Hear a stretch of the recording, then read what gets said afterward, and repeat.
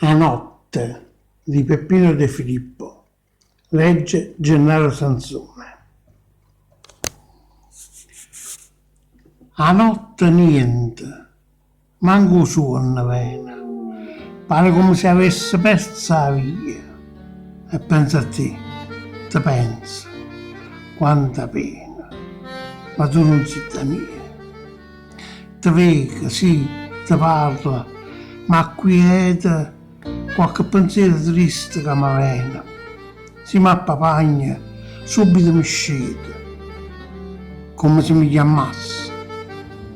Quanto bene. E ti accarezza, mi stringo cuscina forte in te braccia e tu mi stai vicino.